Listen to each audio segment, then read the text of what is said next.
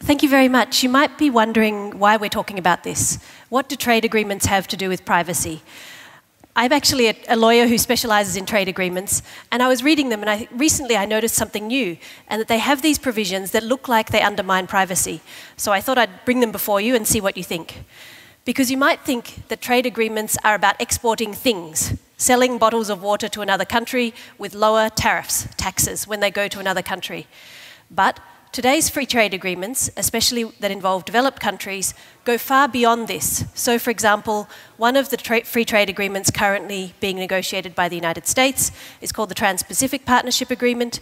There are 29 chapters. 7 of those are about exporting things, cars, motorbikes, bicycles. The other 22 chapters are about your domestic laws, your laws on copyright, your laws on privacy, your laws on net neutrality, as we'll hear about in the next session here. So these trade agreements that I'll be talking about today are the ones where we know or expect that the US has proposed provisions that would require cross-border transfers of data without sufficient privacy exceptions.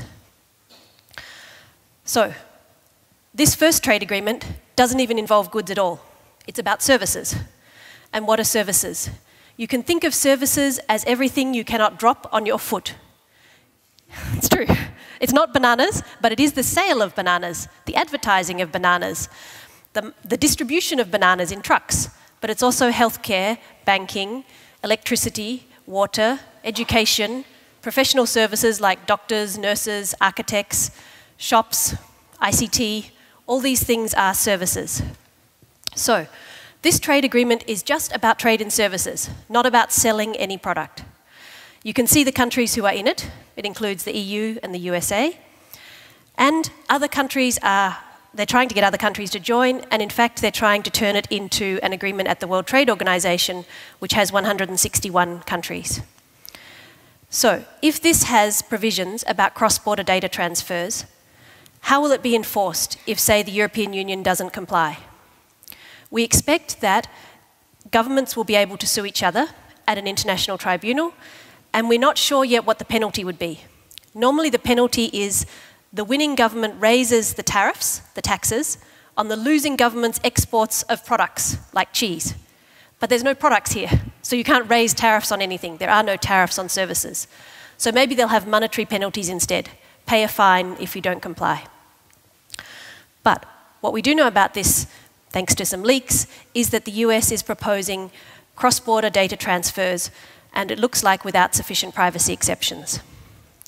What are some of the other relevant agreements? There's the Trans-Pacific Partnership Agreement. I'm not sure how many people in the room are from countries in the TPP, so we won't talk about that unless you are, and then you can ask questions at the end. But basically, this one is being negotiated in secret, and news reports indicate they are also proposing free flow of data here without sufficient privacy exceptions.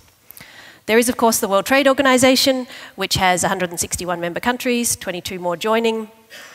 This one is enforceable by governments suing each other at an international tribunal.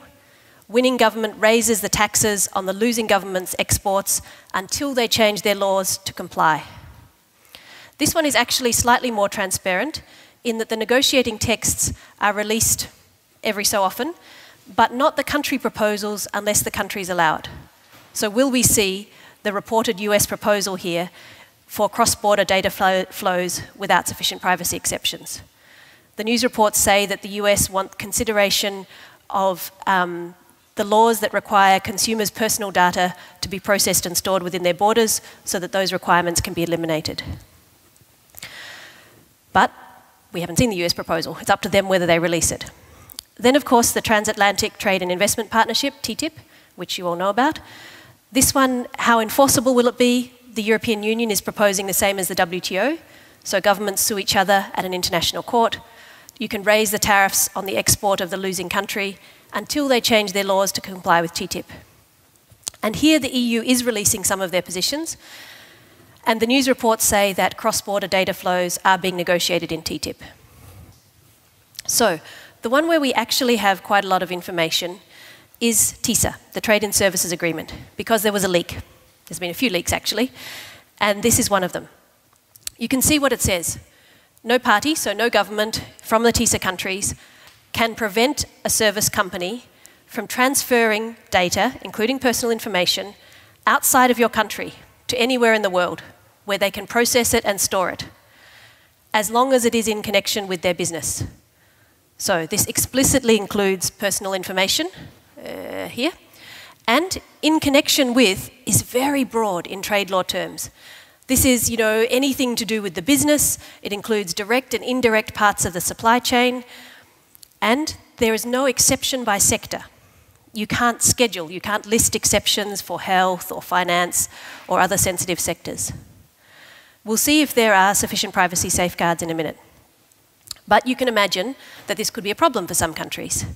For example, some countries who are concerned about privacy have laws that say that health records, when you go to your local doctor, must be stored in your country so that privacy laws can apply to them. Even if they're stored in the cloud, it has to be a cloud that is located in your country. And I understand that there are new laws proposed in France and Germany that would force businesses to store and process certain kinds of data inside their national borders. It may only be government purchasing, which may have an exception, may go further. So could these kinds of laws continue if this is agreed to, as the US is proposing in TiSA? There is a proposed security exception, but there's a question about whether security also covers privacy of individuals. So the US proposal also has another way of preventing local requirements to store data in your country. So this one says that no government may, again, this broad in connection with, by any service company, you can't force it and you can't encourage it to buy or give a preference to local storage and processing facilities for data. So, again, this is very broad because it applies to all service suppliers. So that's all companies, whether they are from other TiSA countries or your own private companies or even your own state-owned enterprises. None of them can do this. It would apply to all your existing and future companies who supply services in your country. And again, it applies in connection with the supply of a service. So very broadly, that's everywhere up and down the supply chain, directly and indirectly. But this one does have an exception. You can put in your schedule certain exceptions, and it tends to be by sector. So you would exempt the health sector, or the banking sector, or I don't know, the retail sector. But these schedules are usually negotiated. So you could try and put every sector in your country, but you have to negotiate. And all the other TiSA countries have to agree to allow you to list the sectors that you want exempted. So you might start with 100 sectors you want exempted, and you end up with 2 or 5 or 25, I don't know. I'm not a negotiator, I'm not inside these secret negotiations. But your negotiators could tell you how likely they are to get the exceptions that you need. The trouble with this is that this is what we call a negative list. You have to list now the sectors that you want to exempt. So you have to think now, for all time, what sectors there might be that involve data processing and storage forever into the future, because these agreements last forever unless you withdraw, which usually you can do with 6 months' notice in writing, but almost never see any countries withdraw. So think now, look into your crystal ball, and especially in this field, right?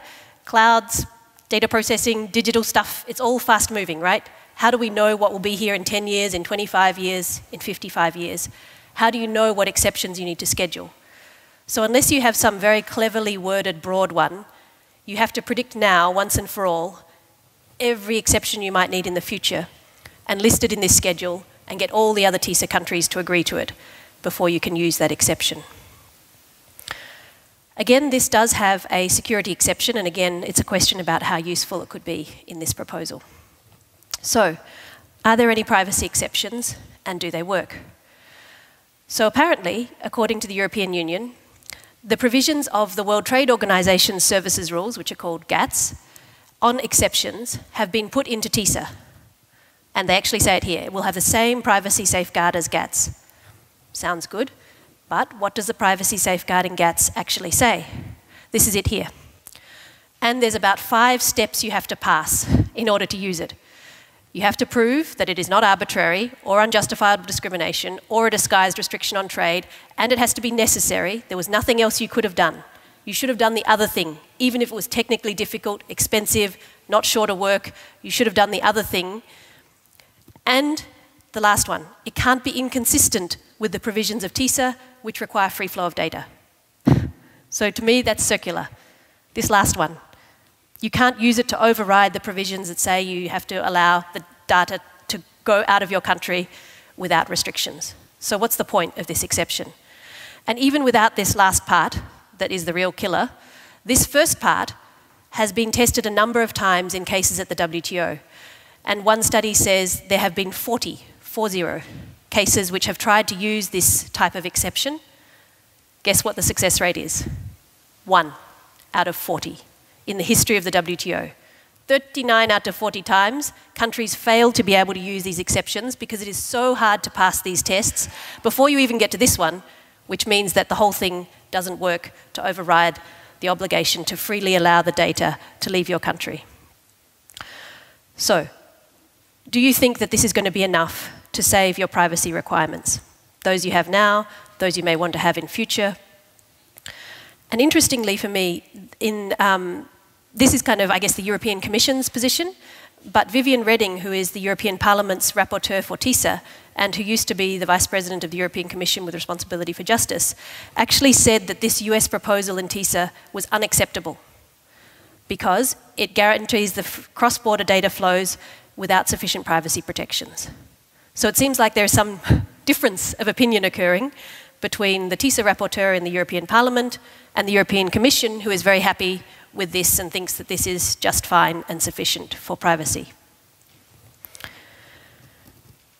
But that's not the only story in TiSA. We, thanks to another leak, also know more about what the US was proposing in terms of cross-border data transfers. This is in financial services in particular. So this is banking, insurance, and so on. A different leak, again the US proposal.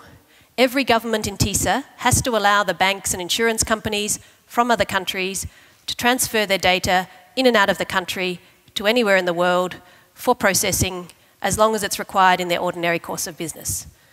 So this confirms this is really what the US wants. Again, what is the exception that the European Union is proposing?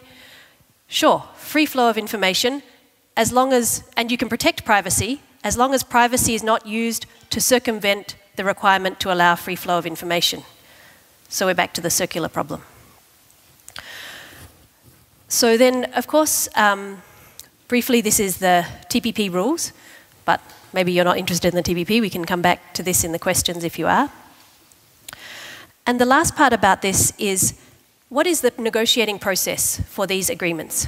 So you might think, okay, we're negotiating. Out of the ones that I've mentioned, the TPP is likely to conclude soonest, maybe next month or this month. The TiSA, maybe this year. TTIP after that. The WTO, it's an early proposal and you have to get 160 other countries to agree, so that might be quite slow. So you think, okay, I agree to this much in terms of cross-border data transfers in the final text that I sign with the US in one of these negotiations. But that might not be the maximum that you have to give up, because the US has a special requirement that says these trade agreements, like TTIP and TiSA, do not come into force. They don't start operating, firstly until they pass the US Congress, and at the moment there's no fast-track authority. So a few US senators, one committee chair, can add requirements as a condition of it passing the US Congress. So the home of some company can say, I don't like your privacy exception, take it out, or I won't let this pass through the US Congress and it won't come into force. That's the current situation because there's no fast-track authority in the US. If there is fast-track authority, then it takes a majority of the US Congress to reopen the text of a trade agreement, which is actually what happened to Korea. Korea negotiated a US free trade agreement. There was fast-track. It went to the US Congress, and a majority of Congress said, we don't think it allows us to export enough cars to Korea. We are not going to pass the text. Reopen it, allow more American cars to be sold in Korea, and only then will we pass it and it comes into force. So even with fast-track authority, if it's something that a majority of the US Congress wants, you can still have it reopened to give extra. So you give this much in the negotiations and you sign. You give this much extra to go through the US Congress. But that's not the last stage. There is another stage of negotiations called certification, where the US says, even though it's passed the US Congress, before I allow it to come into force, I have to be satisfied with your implementation, you, the European Union. So, you, the European Union, must show me your proposed laws to implement TiSA or TTIP. So translate them all into English, send them to the US, and then negotiate on your own domestic implementing laws. Another 10 rounds, 2 years, until the US is satisfied with your implementing laws. What does this mean? Well, for some countries like Peru, this has meant that in practice, the US government drafts the implementing law, sends it to the Peru Parliament, and says, pass it as is, without any changes. And the Peruvian Parliament says, okay, we passed it with no changes, please let our free trade agreement come into force. In the case of Australia, Australia had to agree to longer, stronger copyright in its US free trade agreement. Its own government studies said this was not good for Australian consumers because Australia is a net importer of intellectual property, doesn't have a Hollywood industry, doesn't have a lot of book publishers. They really did not want to extend copyright protection. They were forced to in their US free trade agreement. So in their implementing law, they thought, okay, let's have a nice broad exception to these new copyright laws to try and safeguard some space for consumers and innovators and so on. So that was the law they passed to implement their US free trade agreement. The US looked at it and said, this is unacceptable. Your copyright exception is too good. Go back, do it again, and narrow your copyright exception. So the Australian Parliamentary Committee had to have emergency hearings overnight, draft a new version that was narrower, and then pass that new, narrower version. So the narrower exception to copyright, not as good for consumers, was acceptable to the US, but has proven to be unusable and has not been able to be changed since that US free trade agreement came into force. So why is this possible? It's possible because in these trade agreements, when the countries can't agree, which is often, they choose a deliberately ambiguous word that each side can go away and interpret the way they want. For example, they say, let's have a reasonable patent term extension. How much longer a monopoly is that? The US might think 5 years, Australia might think 1 year. We each go away and interpret it differently in our own countries. But in this certification process, the US writes the implementing law for you and removes that flexibility. So it pushes it to the 5 years of extra patent monopoly on medicines, instead of the 1 year that you thought you had as a flexibility by keeping a vague term like reasonable in the actual text of the free trade agreement. The second thing they do in this process is they add extra requirements that are not in the signed text, say of TTIP or TiSA. So something that was proposed in the negotiations, rejected, not in the signed text, they bring it back in certification. And this is what happened to Guatemala, a poor country in Central America. The US had proposed an extra 3-year monopoly on medicines in the negotiations. The Central American countries said no. It was rejected, not in the final text. In the certification process, the US said to Guatemala, give me that 3-year monopoly on medicines, even though it's not a legal requirement in the free trade agreement. Otherwise, we won't let it come into force, and Guatemala's clothing cannot go to the US with zero tariffs, zero taxes. Since they are very dependent on the US market, they didn't have any choice. So, in this certification process, who can make these extra demands? Okay, you think the US Trade Ministry, right? The executive branch of government, the US Trade Representative's office, sure. Also the US Congress, they have a laundry list of extra things they would like the European Union to give. But not just the executive branch of government and the Congress. We have news reports which show that even one US company can make demands in this certification process. And this happened to the Dominican Republic in their US free trade agreement. Chevron didn't like a particular law in the Dominican Republic. The law was legal under their free trade agreement. No problem, completely fine. Politically very popular and sensitive in the Dominican Republic, but Chevron didn't like it. So they said to the US government, we want this law repealed in the certification process, even though it is legal under the trade agreement. The US government said, sure, Chevron, whatever you want, turned around to the Dominican Republic and said, repeal the law. The Dominican Republic had no choice. Again, they needed their exports to go to the US with no taxes. So they repealed the law, even though it was legal under the free trade agreement, and shortly after their free trade agreement came into force and they could export to the US. So that is the joy of certification that you have to look forward to with TTIP and TiSA after it is signed and after it goes through the US Congress. So you give up this much in the negotiating text on cross-border data transfers. You think, oh, it's tough, but I can live with it. I got a slight privacy exception. You give up more to get it through the US Congress. And then you give up more in the certification process. How much more? You don't know until it happens. So the question is, are the costs worth the benefits? And there have been various studies about, say, for TTIP, how much the European Union could benefit. Then there's been other studies that say once you factor in that there's not full employment, actually it's a loss for Europe. And in both sides, the tariffs are low. So where are the real extra gains in TTIP, for example, that might outweigh the costs of something like this if you think that privacy is important? So the next session that is here in this room straight after this will look into more detail with the new proposed EU privacy directives, data protection directives, net neutrality, the impacts of these trade agreements on net neutrality, the impacts of these trade agreements on copyright, the impacts of these trade agreements on ACTA, because it's ACTA come back extra enforceable and even stronger. So these trade agreements are a way, or some of them, are a way of bringing back ACTA to life in a stronger way than it was the first time round. Thank you.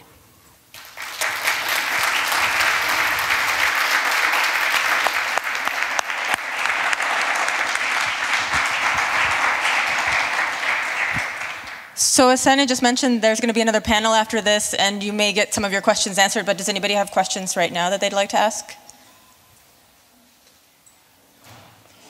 I guess I have a question.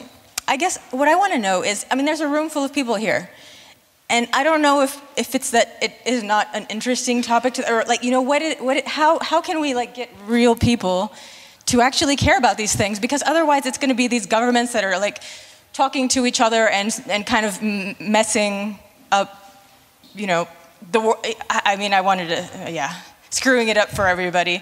How do we get involved, or how do we get people to care, actually?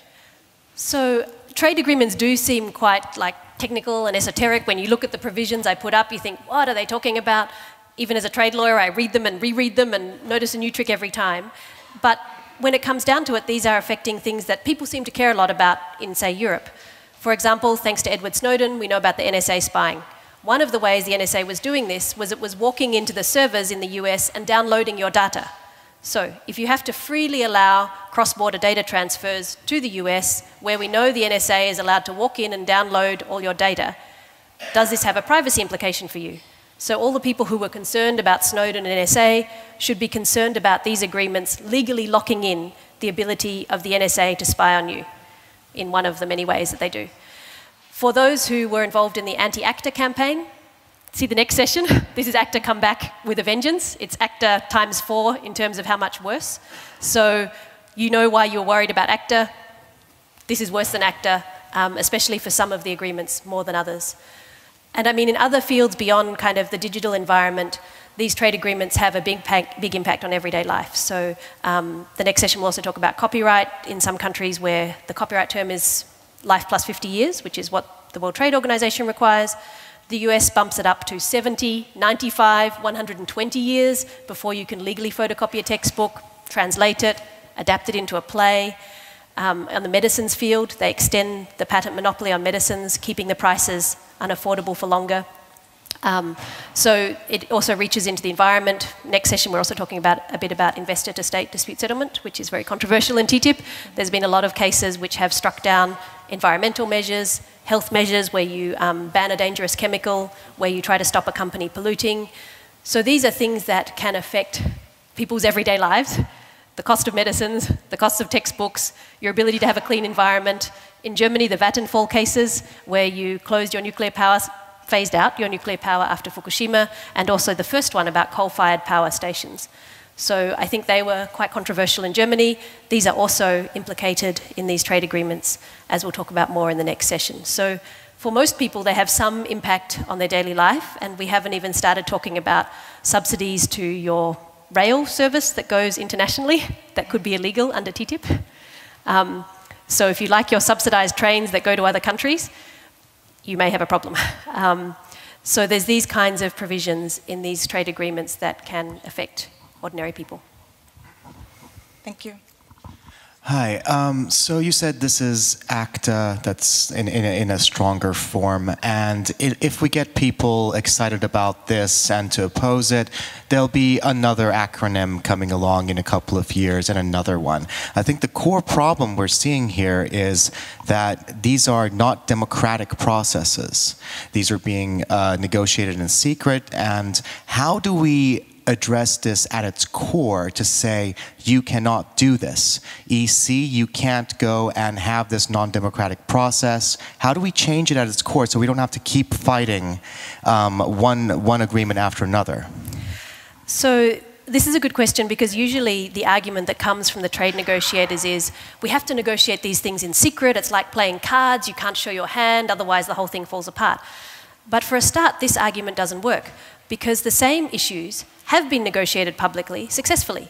So those of you who followed the Treaty for the Blind at the World Intellectual Property Organization, that was negotiated UN style, which means that NGOs like me could be in the room during the negotiations, watch the whole thing, make statements, see the negotiating text. They even broadcast on video stream when they had breakout groups of negotiations, and they concluded. Same issue, intellectual property, same issue as ACTA. There's nothing inherent about intellectual property that it's some secret nuclear negotiations that have to be done secretly. So you can say the same thing about trade agreements. So the World Trade Organization is not great, but they do release the negotiating texts every few months, and you can see the brackets where there's been no agreement. Then you can go to your government and say, actually what you're facing here is not good, and let me tell you why, and do what you do to influence them. The Free Trade Agreement of the Americas is a famous example, which was all of North, Central, and South America except for Cuba. It was negotiated for a number of years in secret. Eventually the text was released.